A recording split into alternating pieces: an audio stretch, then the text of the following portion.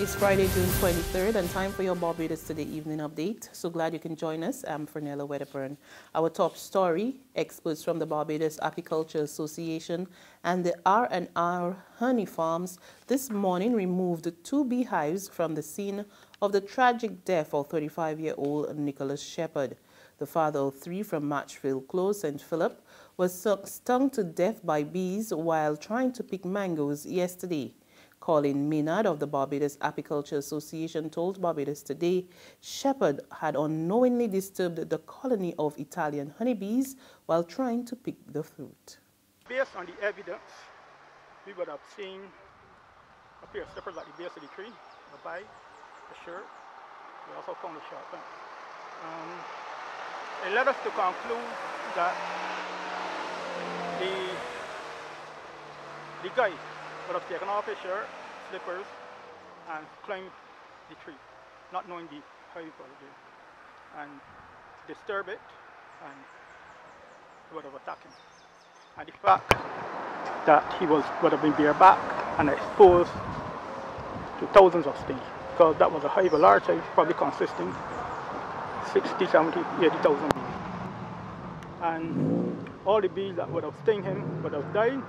And there's evidence of that on the hive because the whole population was not there. A lot of the comb was exposed, meaning that those bees would have probably died as a result of attacking him. So he could have been attacked with thousands of bees, and you might not necessarily have to be allergic to them, but that number could easily cause a fatality.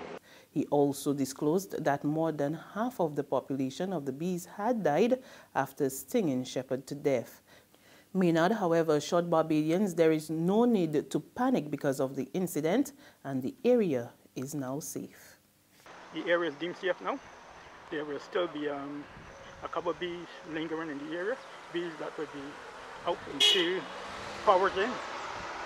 So there won't be a cause for alarm. As they come in, they will realize that the hive is gone. They will drift away in a matter of days. In other news this Friday, an early prediction from the Democratic Labour Party that it will win the next general election. That's the bold declaration of Finance Minister Chris Sinclair.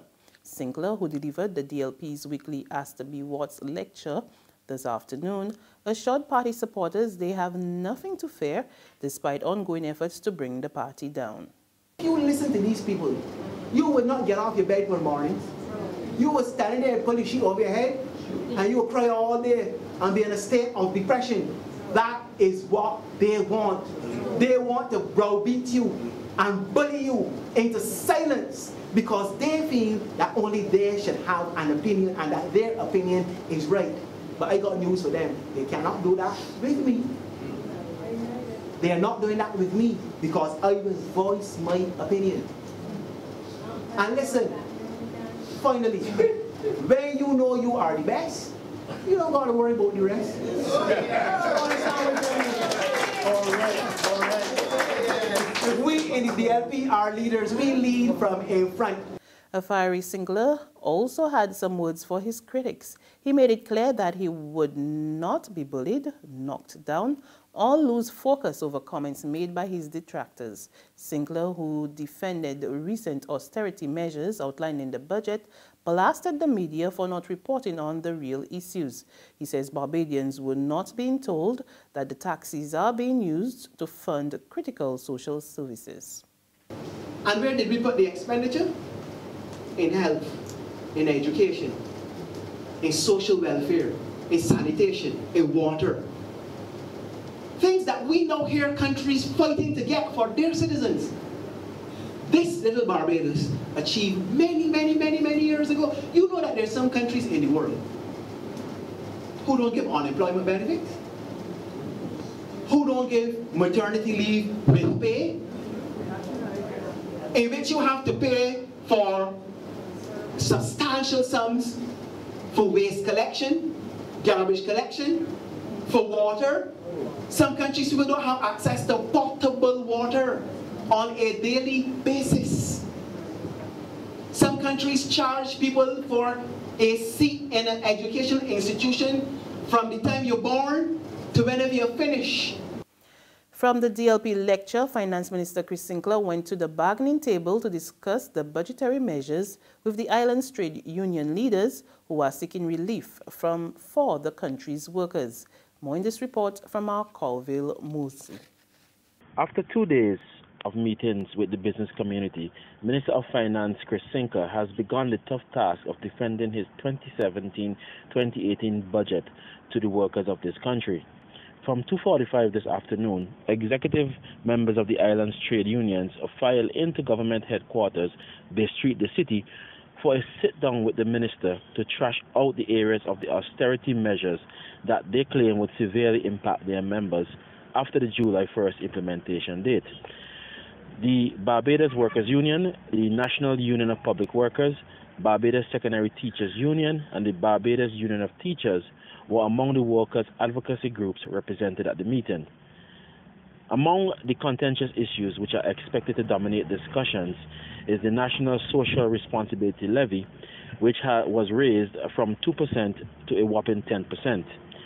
The NUPW and the BWU have already called for a coping subsidy or a repeal of the tax measures, while Sinclair has remained steadfast in defiance, stressing that the unions could choose taxes or job cuts.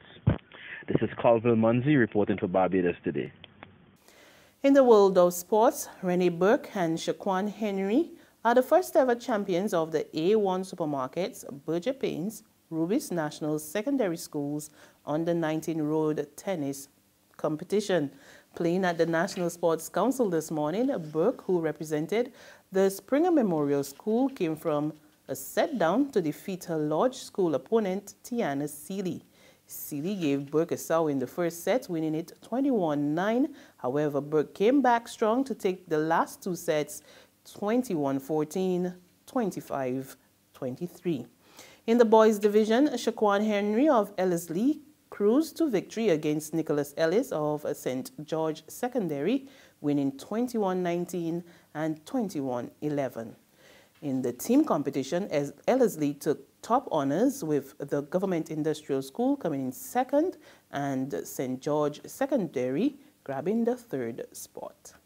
There's regional and international news after this short break. Good morning, Phillips & Company, may I help? Oh, certainly. One moment, please. Miss Phillips? Yeah? There's a lady on the line from the Nation newspaper who would like to speak with you. The Nation? Will she go on? Well, they're trying to sell us some ads. Look, don't make me laugh this morning. Ads in the Nation? They're real expensive, and for one year, nobody ain't buying them papers no more. Nobody ain't want to steal news. I hear reading Barbados Today online for free. So I tell she thanks for calling, but no thanks. We just advertising Barbados Today, families. Tell she is Barbados Today all the way. Okay, I'll pass on the message. Ma'am, are you still there? Oh, she put it down. The Barbados Today, news you can trust. In regional news, Belize Prime Minister Dean Barrow turns his back on International Monetary Fund recommendations to fix his country's nagging economic woes, insisting that his government will stick to its own program. A team from the Washington-based financial body recently wrapped up consultations with the Barrow administration, warning that public debt remains too high and further fiscal consolidation is needed. The fund proposed that government increase the general sales tax to 15% among other measures, but Barrow flatly rejected the advice, insisting it was not in the best interest of his country. The Prime Minister made it clear that Belize is quite capable of writing its own prescriptions, and he maintains the government's initiatives are working. Further afield in the UK, some 800 households will be evacuated from 5 apartment towers tonight. Residents will have to live elsewhere for 4 to 6 weeks, while external cladding in and on the building is removed.